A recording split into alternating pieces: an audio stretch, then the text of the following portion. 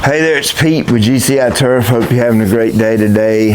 And just got my tractor.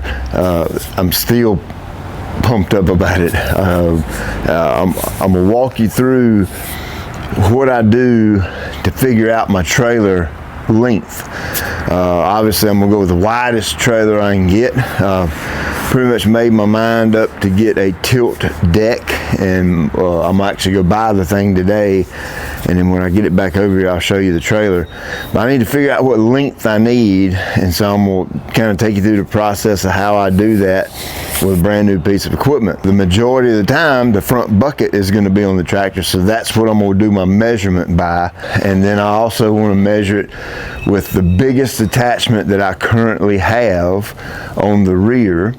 That way I can get a good accurate measurement. And then on top of that, I have to brainstorm a little bit and think about what attachments I could potentially buy in the future for the tractor. So I'm gonna get it pulled out. I get the attachment over here. It's a TR3, ABI TR3, 8 foot wide, and I ain't even took it out of the plastic yet. It's still on the pallet. So we'll kind of unbox that, hook it up, take the ballast box off, and then we'll put the bucket on. This will be the first time they Matthew just dropped the tractor off yesterday.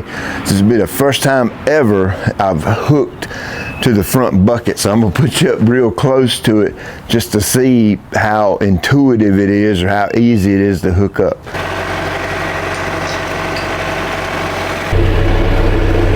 So I should be able to roll up here, level it out, go down, roll forward, and back right out. Woo, boy, that's nice. Basically, all I gotta do is roll up, pick up, roll back a little bit, give it a little shake. Oh boy. Then I just come in here and put this pin in. Well, I ain't gonna lie to you, I am so glad I got this 4-in-1 bucket. Of course, I'll show you this in some videos. A lot of you already know this stuff. Some of you, it might be new to you. But I'll be able to use that back edge for cutting, front for slicking down. And of course, obviously you can bite stuff as well with it. So, man, that's nice.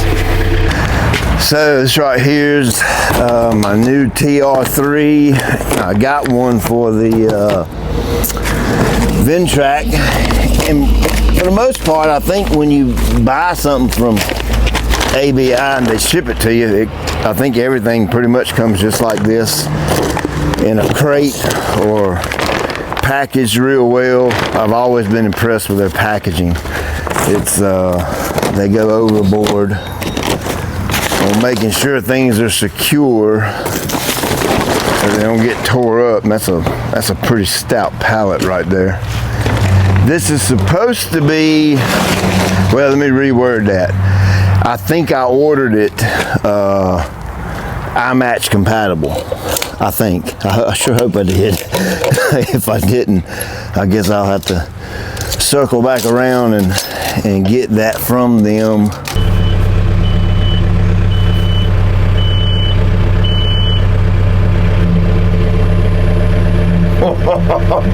Oh boy, I ain't gonna lie, that's nice.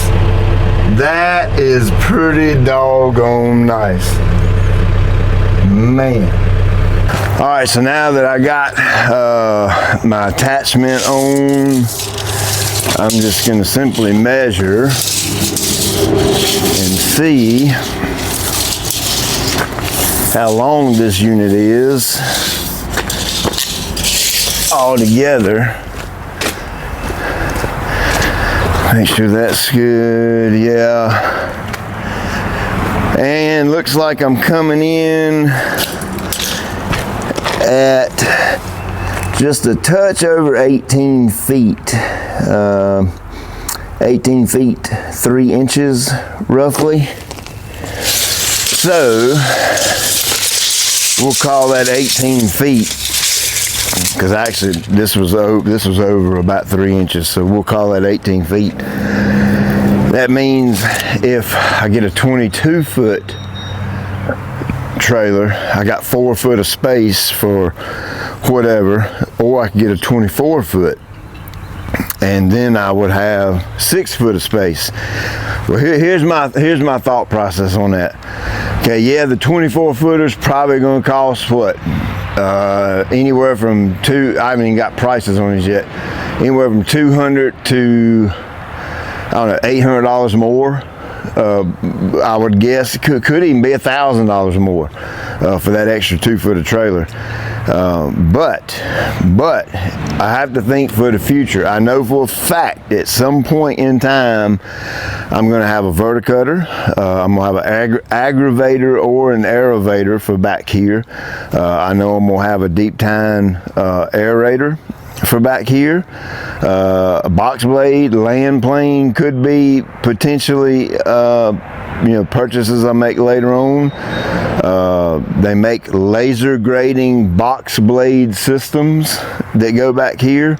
That could potentially be a purchase for the future. Now if I wanted to, depending on the job, obviously, I could actually take the front bucket off, and that eliminates 4 foot right there. From the tip of the bucket to the front of the tractor is right about 4 foot. So 18 to 24 is 6, and 4, that's another 10 foot of storage on the trailer if I take the whole bucket assembly off and I'm not using it for a particular job. So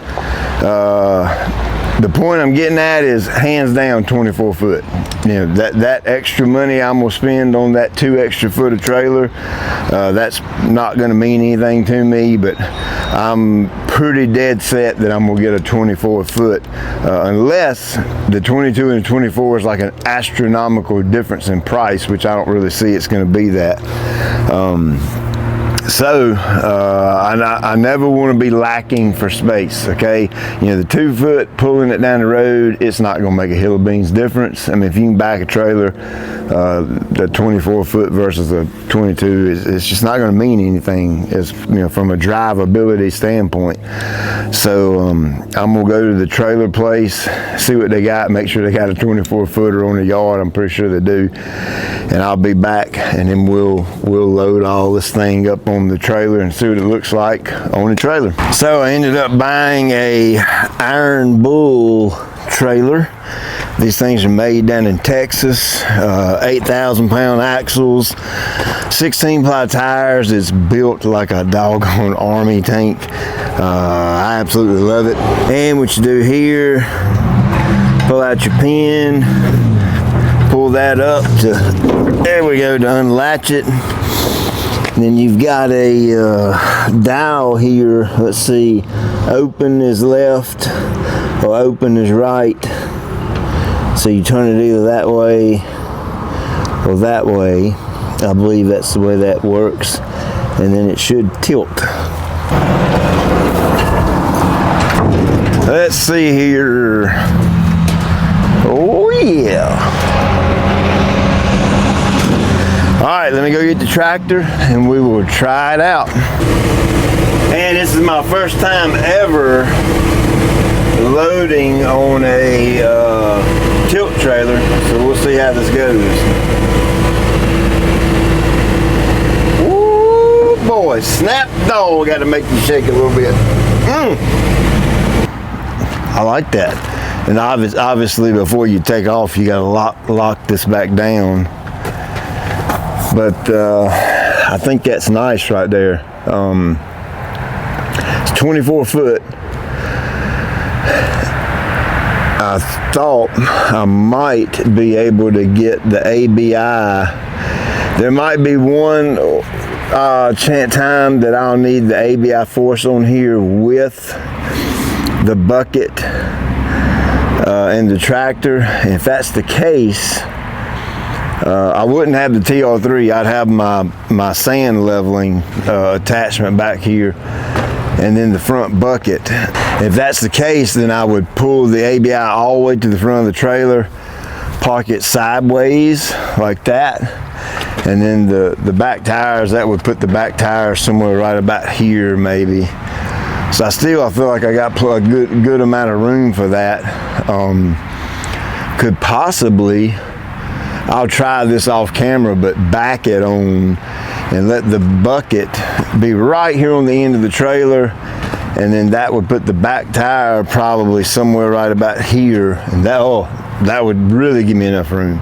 So I think backing, if I ever have to take the ABI force and the tractor, I'll back the tractor on after I put the ABI on, and I think that would I really think that would do it. So there you go. I'm tickled silly with the whole setup. Obviously I got to get to work now so I can pay for all this stuff. So that's going to be my trailer setup for this, and not only for the tractor but my Ventrac. You know, I kind of was thinking sideways about this as well. I can put the Ventrac, and I can put 3 attachments on here with my Ventrac easily. And so that way, if I got several different jobs during the course of a day with the Ventrac, and it requires several different implements, or you know, if I'm going to do a lawn renovation or something and need a spreader and Ventrac and power rake and you know, whatever it may be, aerator, man, all that can go on one trailer. That is going to be really nice. I wanted something dedicated for the tractor, and that's what this is. And then obviously you can kind of use it for other things too. So I'm excited about this setup. Look at them tires right there, them 16 ply tires. They ain't even budging. That's a lot of meat right there. So there you go. As always, I appreciate you taking time out of your day to watch. I'll check you later.